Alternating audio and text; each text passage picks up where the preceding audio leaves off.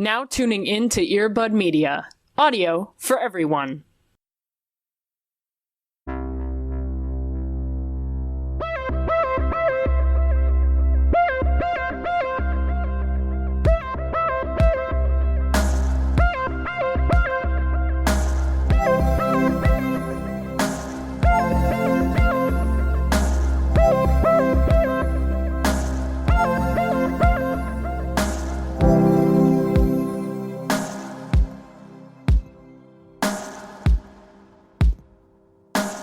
Well, it's not a competition, so...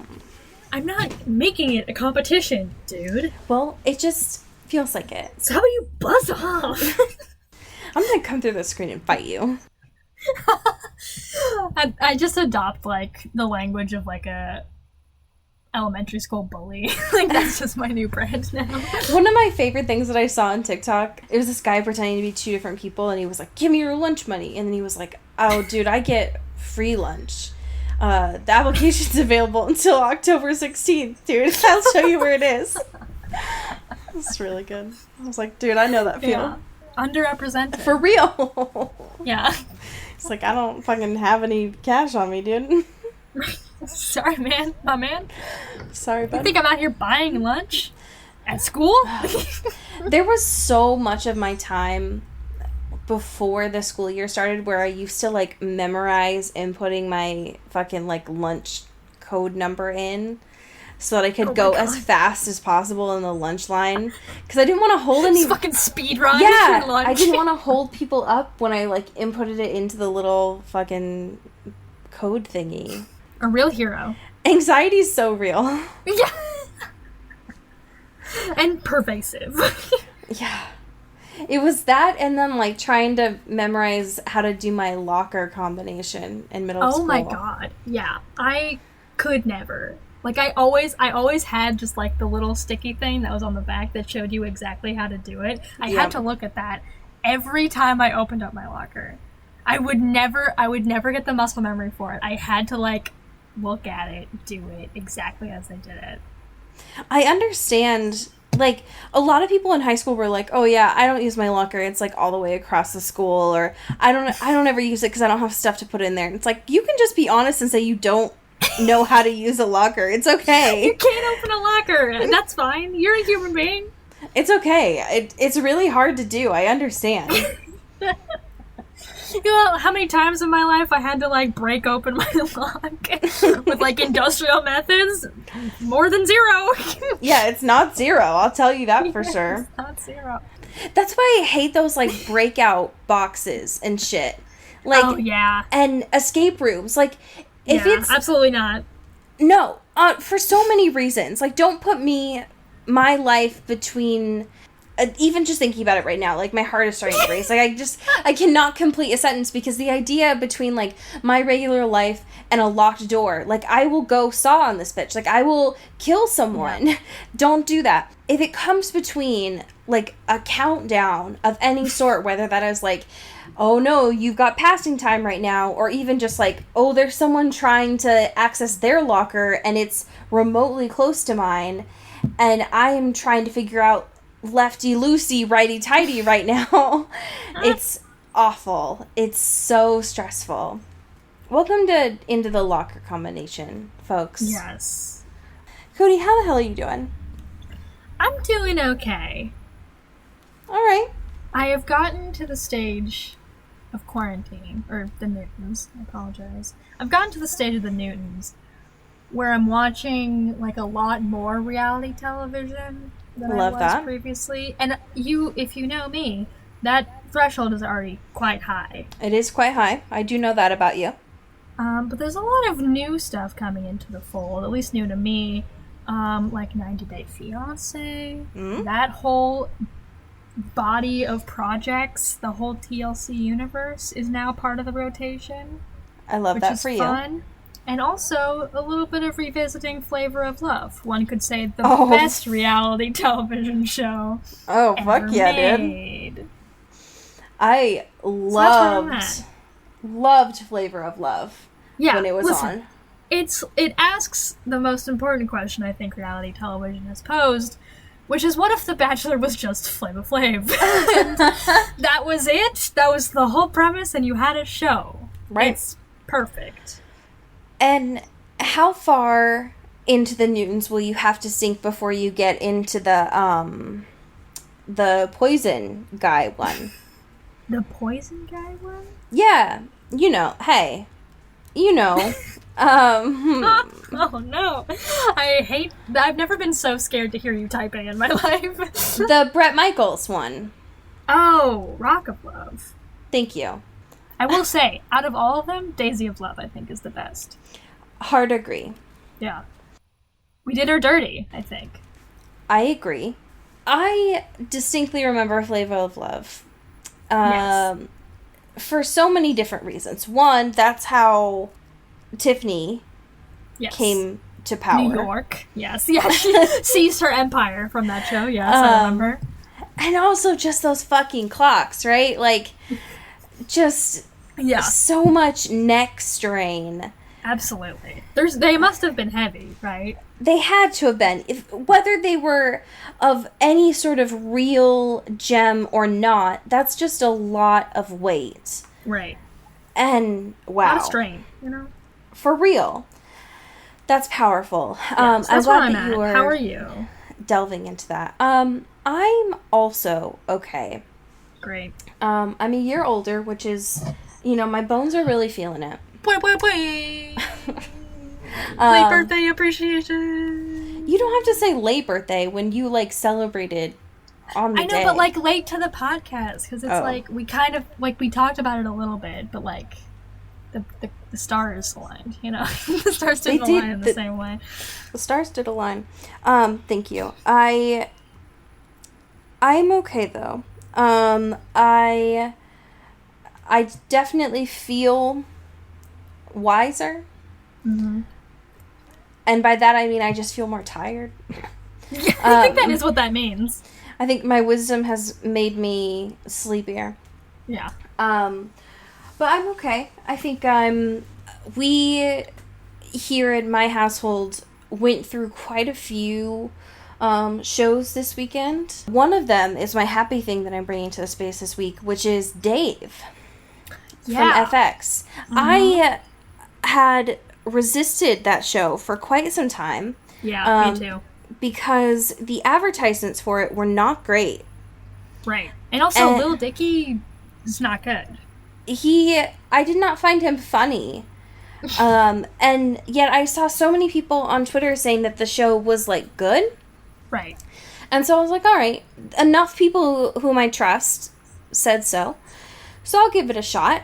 And I was annoyed to say that I really liked it. Yeah. It was, quite Yeah. funny. Yeah.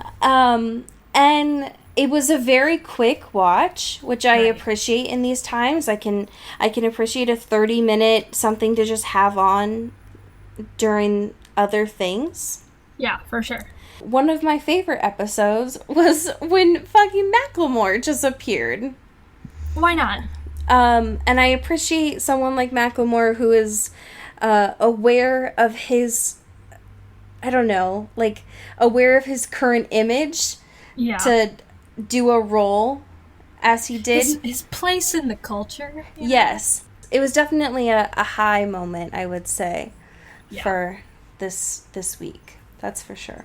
But for actual current events within this space that are relevant to Twilight and Twilight adjacent things, we have two major points of news. Made sure.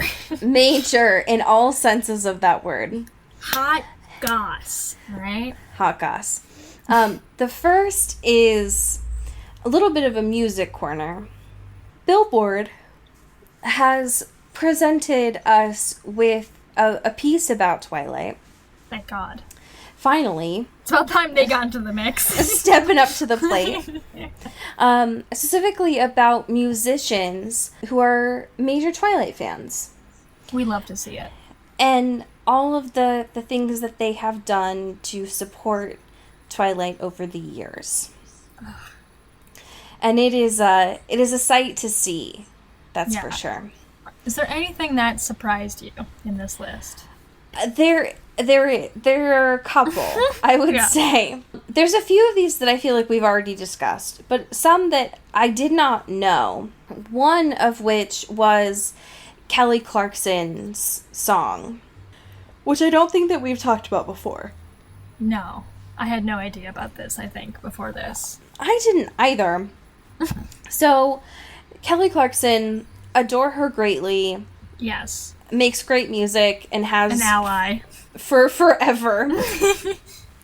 Apparently made a song for New Moon that did not make it on the official movie soundtrack. And, like, fuck goddamn if it had. Yeah. 'cause, Would have like, been ruined. wow.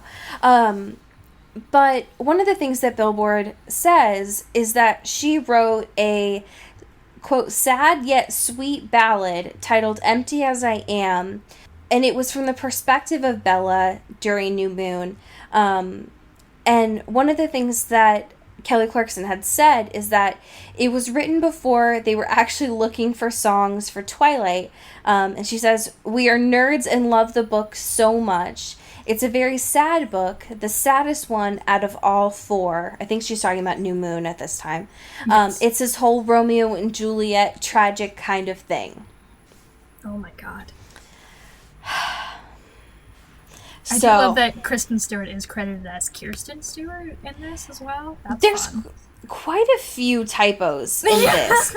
Like, earlier Billboard. on, they say Stephanie Meyer as Stephanie Myers.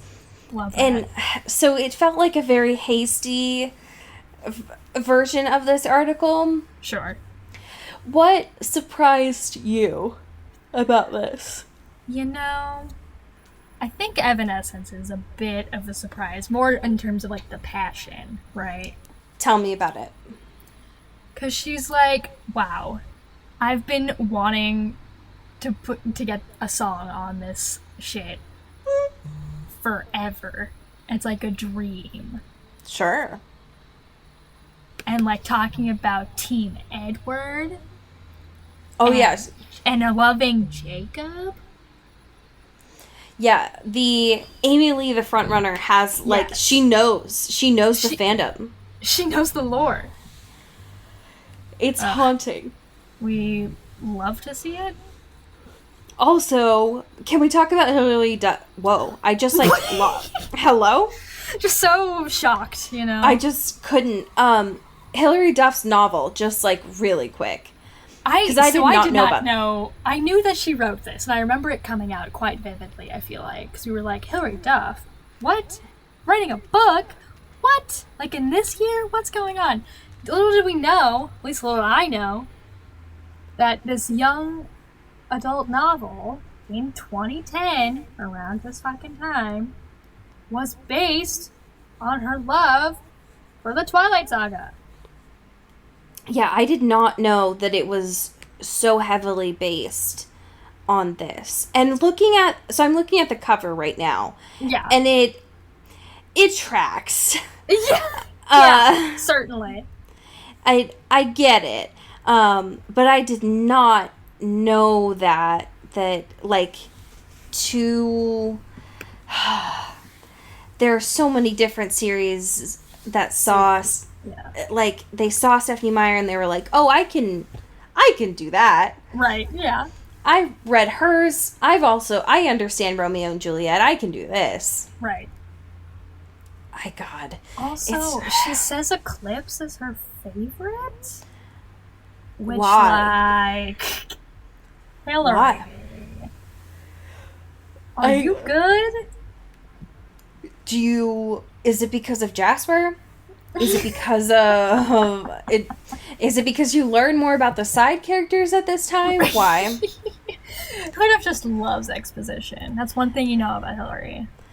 If it's because of Rosalie, you can just say that. You don't have to say like Eclipse is my favorite. Right. Because Jesus Christ. Come on. Anyways, there's a lot of other musicians in there, some of which we've already talked about, but it is just a good roundup of all of them, I would say.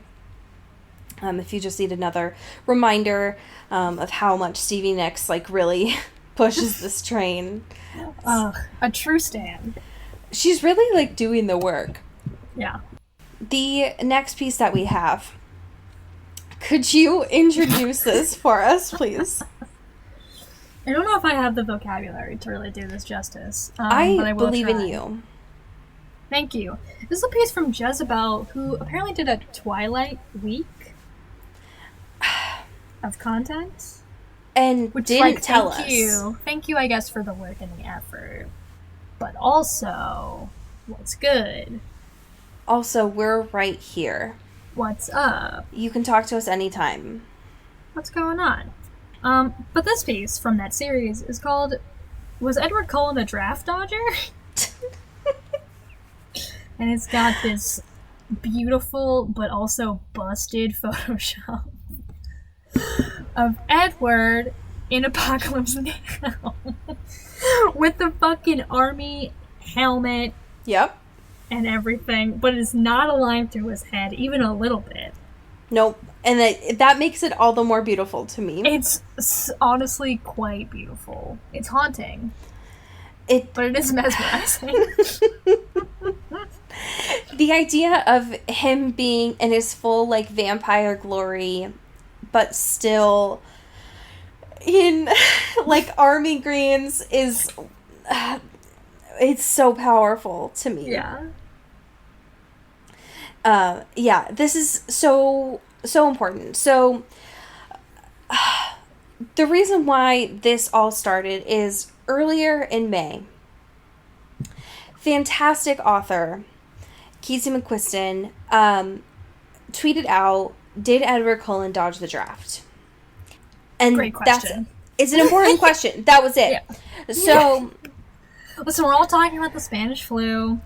We're all talking about Edward just doing a lot of different things during that time, you know, trying to relate.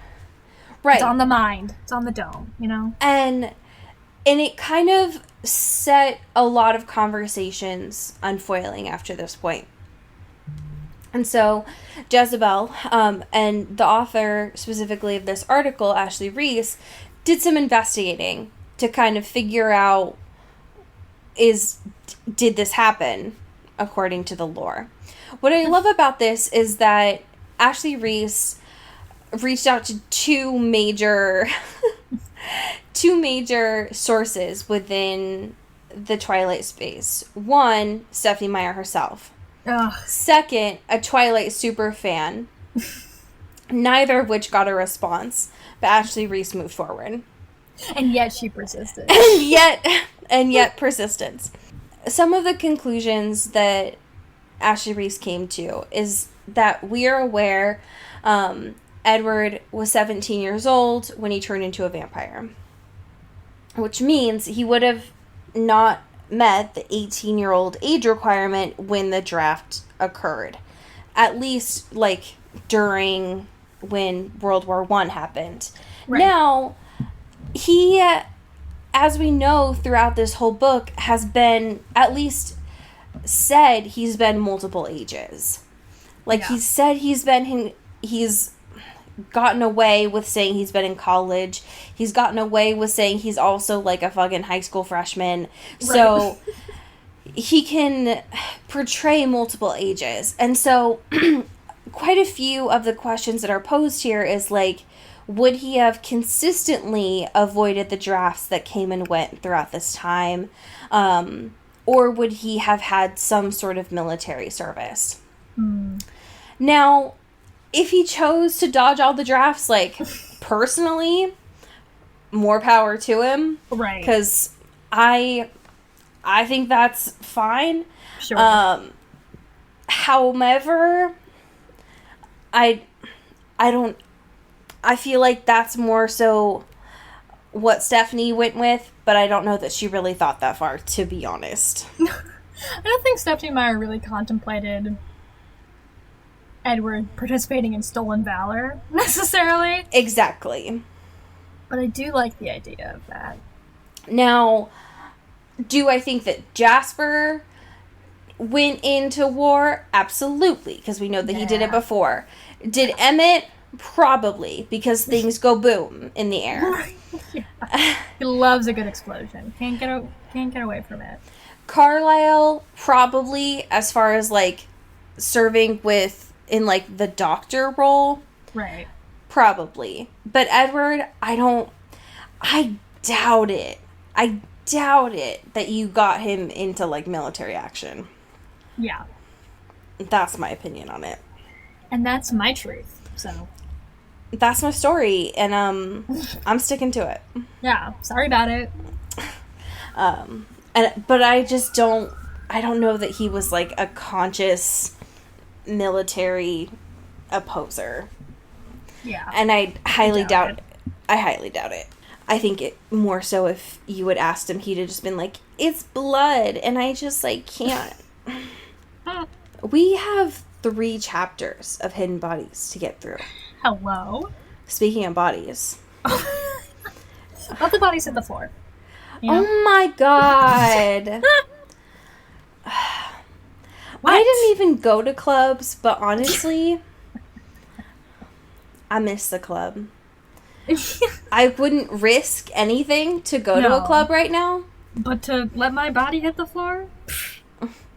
Man. Honestly, I have low iron deficiency. If I get up too fast, my body will hit the floor. You can just recreate the sensation at home. It's true. Just have a little sparkling water. Yeah. Put some lime in it. Charge myself $16. Yes. Hit the floor. Love it. It'll be great. All right. So previously on Hidden Bodies, we were reading. Yeah. Uh-huh. There were words on pages. There were and words on pages. We told them to you. There were a lot of words on the pages. We were at the aisles, and after there was some sexy times happening with Love and Joe, they came inside, and everyone was gathering because 40 was in that evening's episode of True Detective. So everyone was gathering to watch it in the screening room. And Allie learned the meaning of HBO. Okay. No, I had a crisis about that afterwards. I, opened the door and slammed it against the wall and yelled at Christopher and was like, you have never told me that's what HBO means. And he looked at me like I learned how to read for the first time. Like I was supposed to know what that meant. It was so fucked up. I'm sorry. Anyways, it has honestly freaked my bean this whole week. That's all I gotta say. Yeah. We continue on this, little beach interlude. This little, resort island life interlude a little bit. Tell me about it. Tell me how Pierce fucking Brosnan made you feel. Again, we every time we encounter a real life celebrity in these books, it's always a shock, right? I just don't understand. Someone you expect. Why do celebrity cameos in books need to happen? They're always so jarring. It confuses me because it feels like there's some sort of celebrity randomizer that Caroline is using of who's going to show up at the aisles today. When they turn the corner, who are they going to run into? And it's like, oh, sure, Pierce Brosnan works. Right, Paul Simon. Why not? It throws me out of the moment. Yeah. In a way that I was not expecting. But sure. But go off. But yeah, great, sure. They're still at the aisles. They're still living in this moment. 40 and Joe are still talking. 40's having this really chill drink, and he hands one to Joe. It's this Brazilian cocktail. I saw the name of it here, and I didn't know how to pronounce it, but it sounds really good. During this time, they're just, like, living their island life. Joe's trying not to kill Milo. At every conceivable moment. Yeah, because he's, like, talking to Love, and apparently that's inappropriate. I don't know about you, but I don't know any other Milos, and so every time that I saw this, I just pictured Milo Ventimiglia in my head. Oh. That's,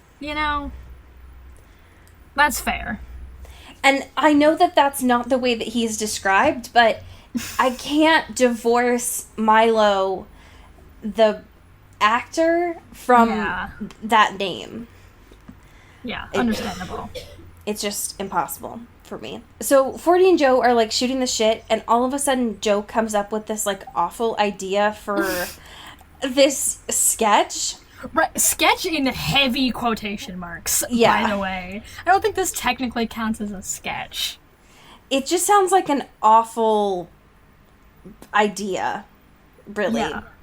And all of a sudden, 40 leaves, and he's like, and just comes back with his iPad in his hand, and it's, like, made.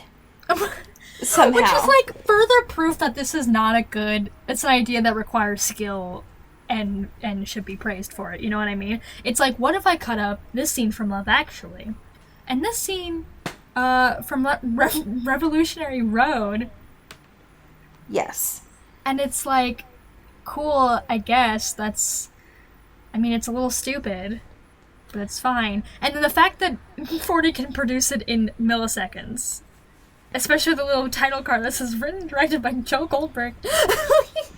And he just slaps a Funny or Die logo on it, and he thinks that it's gonna go viral. Yeah, he's like, and that's $1 million, baby. That's a hot milli. Yep.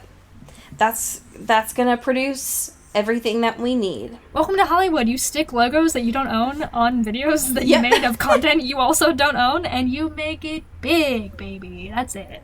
Yep, and that's what 40 thinks fair use is, actually. Yeah. And thus defined copyright law. Yep. Easily for everyone. But apparently this, like, really fucks Joe up, because he's like, I am a genius. I'm gonna be discovered like Mark Wahlberg and Boogie Nights. But apparently, like, Barry Stein sees this video and he calls it cute, and Joe was like, how dare you? In New York, I was different, I was hot, and now you're gonna call me cute? And you won't offer me a cigar? Yeah, come on, Barry. I wasn't one of these LA fucking troglodytes that were just gasping for any chance of success and fame. But also, the second somebody put my name on a thing, I flipped the fuck out. Right. Interesting. I hate both of them so much. I hate it here. During all of this, 40 and Joe are like, all right, we're going to start over. Yeah. We're going to work on your idea, 40. Where he then describes his, quote, genius idea called the third twin. And it's the worst thing I've ever heard. It's so bad. And this whole time he's like, don't get it twisted, it's not because I'm a twin. It has nothing to do with my twin. Nope. It's just twins are interesting thematically. And no, I can't call it the third triplet, because if I do that, it'll ruin the symbolism, right, and it'll spoil the ending. So I have to call it the third twin. No fucking spoilers, dude. Come on. Right. And throughout this whole thing, they're trying to, like, workshop it. And again, like, Milo and Love are still out there, like, apparently flirting and drinking out of each other's water bottle and doing, like, innocuous things, but it's just driving Joe up a wall. Right, sending him into a rage. And so, during all of this, apparently, Dottie comes out and is like, all right, folks. She, like, also rings a cowbell and is like, all right, so dinner's ready. We're gonna go and watch this True Detective episode. And so everyone starts heading in, but 40 stops Joe and is like, just wait for a second. And Joe's like, but dude, we're gonna miss the beginning of your episode. It's I True love Detective. This is your moment, dude. We can't miss the intro music. You know HBO goes so hard on their intro music. I'm not gonna miss a single second of this, bro. And 40 finally says, dude, I got cut. And yeah. And so 40 decides, in all of his sadness, that they are not going to stay and watch an episode of True Detective that he is not in and watch everyone around him get disappointed, but him and Joseph are going to, quote, go get a prescription, aka what he tells Joe is go to Mexico. And Joe's like, but the girl I like to fuck is here, and you want me to go somewhere she's not. Yeah, she's not in Mexico. Did you know that? She's here with all the pretty drinks and True Detective. And you know, dude, I love True Detective. And I don't have HBO. It's the only time I get to watch it. So chapter 25 starts. And we realize that they're not going to Mexico. Tricked you. They're going somewhere better. And this is when I like to tell you all that this chapter is sponsored from Carolyn by Taco Bell. Welcome to the Taco Bell Corner. Welcome to the Taco Bell chapter. We're going to have a Baja Blast, everyone. Get ready. What Get the actual fuck? Was she... Did she name drops to Taco Bell is incalculable. I mean, it actually is quite calculable, but I'm not going to do it. I refuse. But did Taco Bell pay her to include this chapter? And if so, do I need to become an author again? Is that the move?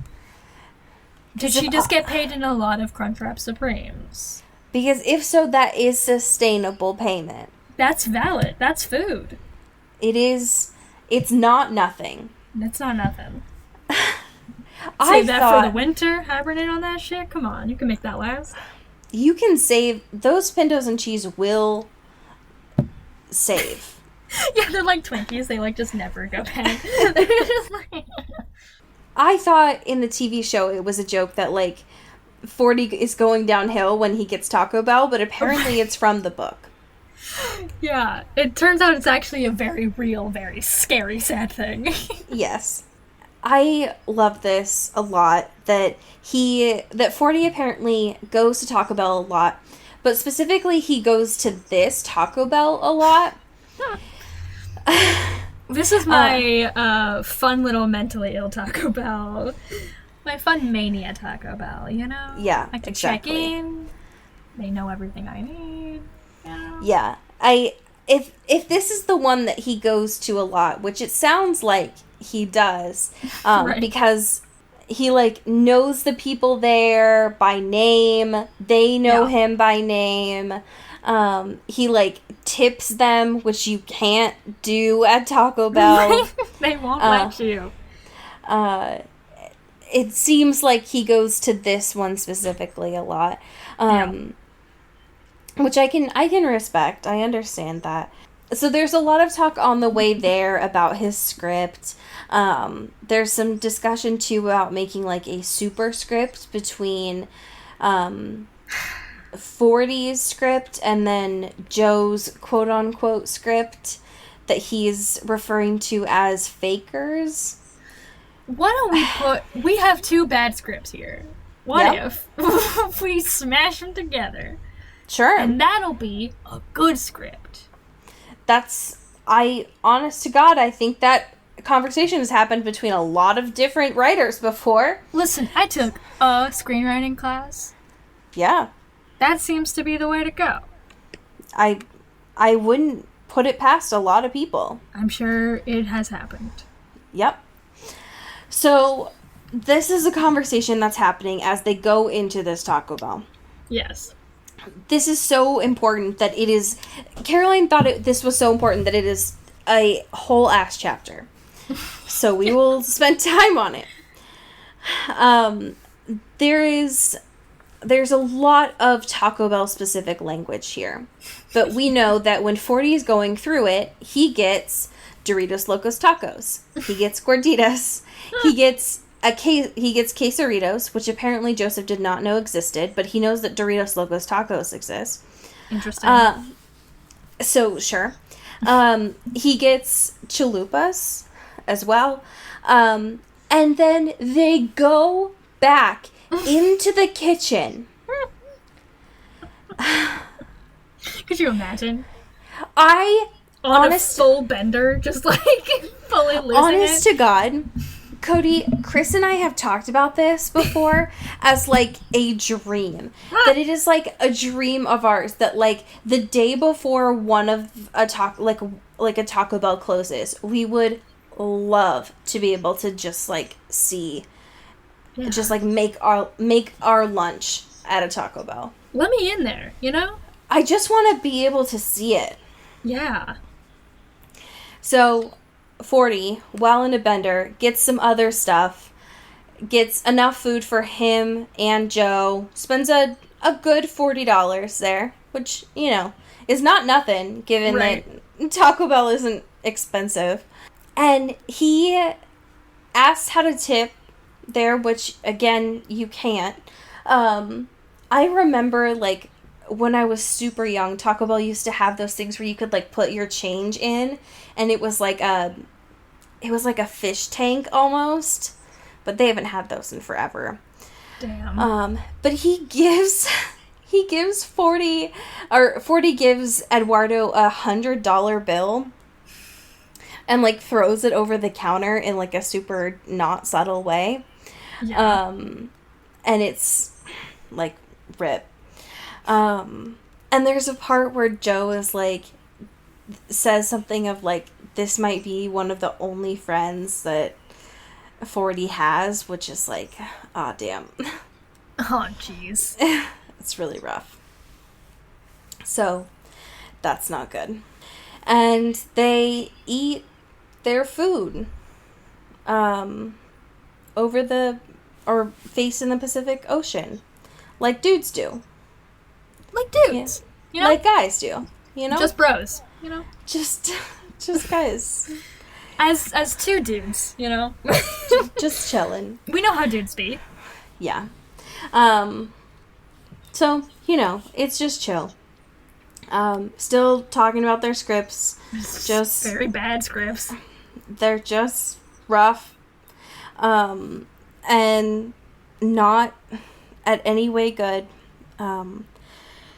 And by the time that they get back, when Joe goes back to Love's bungalow, she is like, 40 got cut from True Detective, and she's like, and Joe's like, yeah, I know, that's why we left. But my favorite part is the fact that she breathes Joe in and says, you smell like a taco. Which I can only imagine she said either in complete disgust or in like a very sultry way. Like a little horny, like, ew. You smell like Taco Bell. Taco. Fuck. Did you give me some? Fuck. Did you give me some lukewarm, kind of sweaty Taco Bell? Do you want to fuck in the Taco Bell parking lot right now? We can go back. Anyways. And so the chapter ends with Joe being kind of fine with just staying in Malibu and living his island life. That's just his new life now. This is the rest of the book. Yep. It's just him forgetting that Amy exists and him being on island time. Yeah. So chapter 26, it's a 2-week flash forward. And Joe is super happy that he is now in what he says is the summer of love, which is super gross. Yeah, I hate that. And the only downside into all of this is that every day at 4 o'clock, he has to play tennis. Oh. And he sucks at tennis. Yeah. And so Couldn't think of a less qualified or like coordinated man in my life. No, not at all. And so he just waits for rain every day, but this is Malibu and not Florida, and so it doesn't rain every day. No. Nice try, though. Yeah, it's a great idea. One of the things that he mentions at this chapter, which seems kind of contradictory, is that he's like, yes, these past 2 weeks have been great. My skin is glowing because I'm using Henderson's skincare products, and I'm having sex every day. My screenplays are coming together. But life rules, dude. My life is fantastic. But 49 meet at Taco Bell every couple of days to talk about our work, which I can only assume, like, how do you just meet at Taco Bell but you don't eat Taco Bell? We have a business meeting at Taco Bell. Like, you don't just meet at McDonald's and just not eat their fries. Like, could you imagine, like, working at a Taco Bell like you would a coffee shop or something? No. Just pull your laptop out at a Taco Bell. What the fuck? Like, no. Get some work done, send some emails at a Taco Bell. Like, I know they have free Wi-Fi, but, like, at what cost?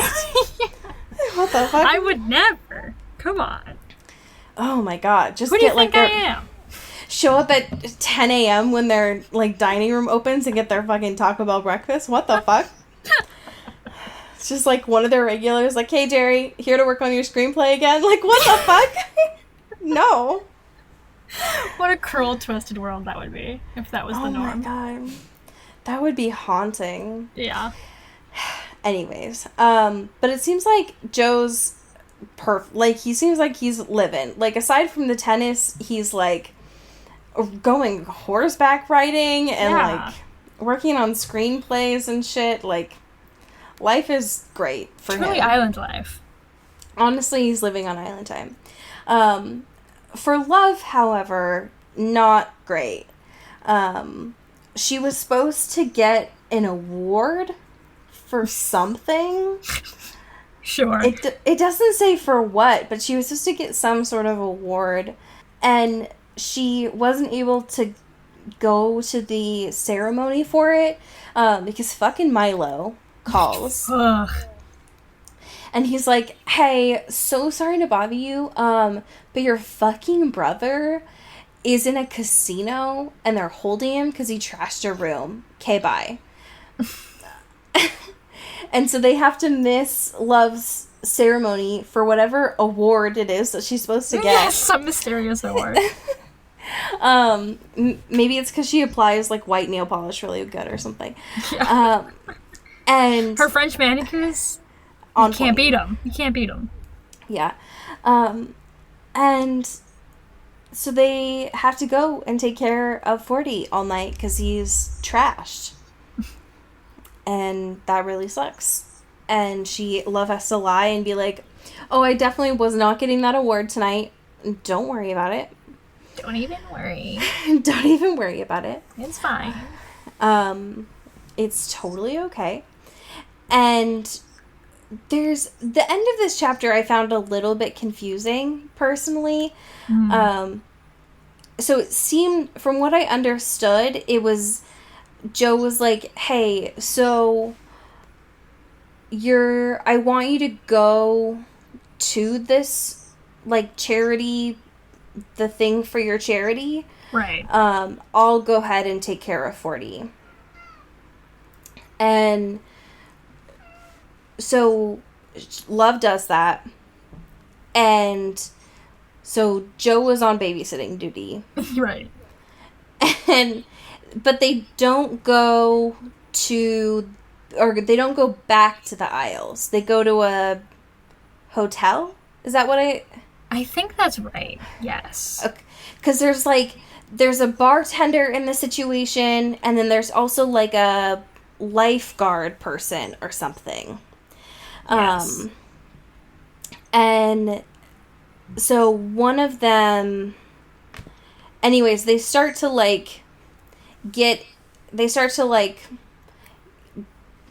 mess with they start to, like, fuck is what I understand. Yeah.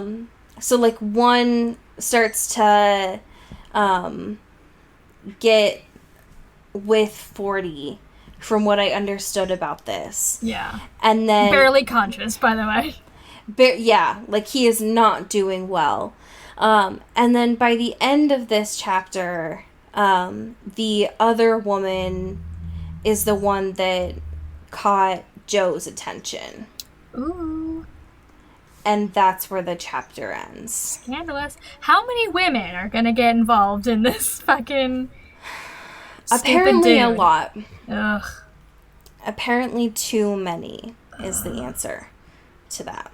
But next week, we have chapters 27 to 29. Boing, boing, boing. So we're getting there. We're chugging along, y'all. We are getting there, yeah. We have some amazing patrons to thank. Oh, boy, This do week. we. And to thank them, we have some of the things about the Twilight vampires that make no sense from our wonderful Screen Rant folks. Our beloved Screen Rant. They're amazing. Yeah. Would you like to start us off? Yeah. Shout out Maggie Quinn. Woohoo! It's gonna be, obviously, number 10. For some reason, they love playing baseball. Listen, it's the American pastime. I don't know Yeah, what to tell come you. on. All right. Shout out to Katie Weber, Boing, boing, boing. who's gonna be number 9. Their skin is as hard as stone. Nice. Shout out Zoe Steele. Wow, wow, wow. It's gonna be number 7. Edward can jump really high. Like, really high. Like, oh. All right, shout out to Rebecca Cullen, Boing, boing. who's gonna be number 8. Edward is super fast. Nice.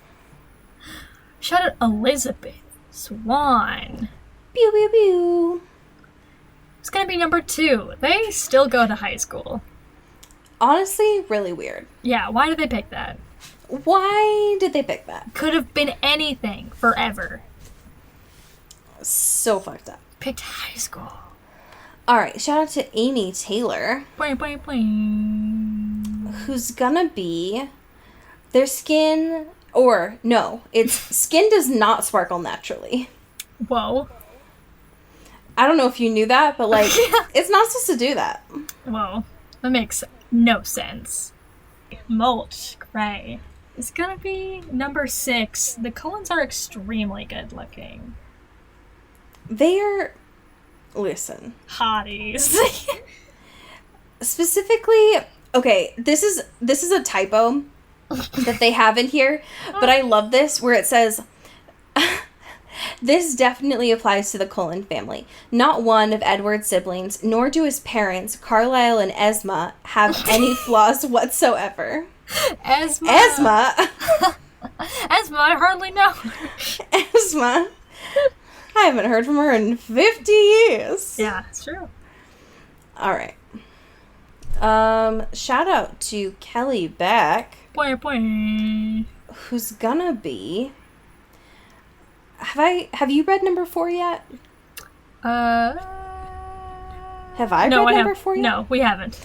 All right. Their biggest enemies are a pack of werewolves. Ooh. Oh. Shout out to Taylor Brown Town Lautner, Damn. who's gonna be... Fuck, we are running out quick. Who's gonna be number 3, Jasper. Can manipulate people's emotions. Oh, damn.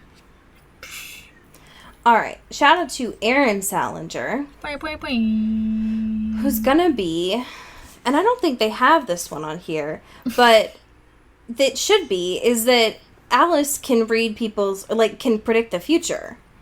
Yeah. And that makes no sense. None So- of the, like, magical lore has, like, it's like, there's no rhyme or reason to any of it. It's like, some people can Exactly. do some random things, and that's it. That's magic, baby. That's magic. It'd be like that sometimes. That's straight magic. Right. Shout out Sophia Salinger. Wow, wow, wow, wow. It's gonna be number 1. The Cullens are wildly wealthy. Wildly wealthy. Listen. Fat stacks, baby. Don't question it, baby. It just be like that. They're playing the stonks, okay? That's soft market. They got turnips. That's fine. Listen, they got a lot of turnips. Yeah. All right. So we have a fan fiction this week. Thank you so much to Taylor Browntown Lautner, who keeps sending all these amazing ones to us. Braver than the Marines. Truly. The note this week that was sent with it is, this story is one of, I believe, 4 stories that my friend and I co-wrote over the years. We created original character self-inserts and put them into wacky situations with the Cullens. These silly stories still bring me a lot of joy. So this one that was sent over was titled Cullen Prank Wars. It was published on January 29th of 2009. Sure. And the summary of this one is what happens when the Cullens wage war with one another. A lot of random pranks, that's what. A prank war has broken out in the Cullen household, and not only are the Cullens victims, but some unsuspecting humans are too, including Tally and Sophie, who I think are the OCs that they have. All right, so I was suggested to read from chapter 4, so I will be reading from there. All right. Sophie sat up and watched as I slipped on one of the ping pong balls and grabbed a random piece of string that was above my head, the pink mystery goo and rubber snakes on her. Sophie started screaming and got up out of her bed. She slipped on some of the pink mystery goo and then landed on the ground, snapping another string. The string somehow made whipped cream shoot out of a cannon, and both Sophie and I covered in white stuff. Sophie looked at me and started laughing to the point where she fell over in the pink goo. "What's so funny?" I asked. "You, makeup, hilarious," she sputtered out between laughs. I ran over to the mirror and saw that whoever had pulled this prank on us decided to shave one of my eyebrows off and put so much makeup on my face I looked like I was a reject from clown college. Sophie rolled over and broke yet another string. Just then a bunch of balloons plummeted to the ground around us. They weren't water balloons. The balloons were full of honey. One exploded right on my head so that my hair was covered with whipped cream and honey. My hands went to my head and instantly noticed that something was missing. I looked over at my pillow and saw that whoever pulled this prank on us chopped off some of my hair while I was sleeping. "Ha, joke's on you. I needed a haircut anyways," I shouted. I walked over to Sophie to pull her up off the ground and accidentally stepped on another string that both made the curtains that Jasper put over the window wall for us to open up and made cannons shoot pies at Sophie and I. I glanced over at the window and saw Emmett, Jasper, Carlisle, and Edward all on one of those things that the window washer guys use to get to higher windows. I glared at Emmett and was about to go to the window to yell at them through the window, but I slipped on some honey, whipped cream, pink goo, and pie that was on the floor and landed on top of Sophie. End scene. Aw, gee. I love a good Parent Trap riff. I love it. I love to get just, like, lost in the goo, you know? Lost in the goo. Honestly, sometimes I am lost in the goo. That's what I'm saying. It's a mental state, and also a very physical one, I guess. Honestly, I feel it, you know? Yeah. Well, thank you for that, Taylor. And as we say here in all of the West Coast cities, get bit. Get whipped, and don't get lost in the goo. Don't. Just don't. Call for help. Into the Twilight is an Earbud Media production. Our theme music is by Eli Krauss, and our artwork is by Maddie Padilla. Follow the show on Twitter at Into the Twilight, and support us on Patreon at patreon.com/intothetwilight. Send us an email or a fanfiction at intothetwilightshow@gmail.com. You can find Allie at Into Wild Places and me at Cody Crow.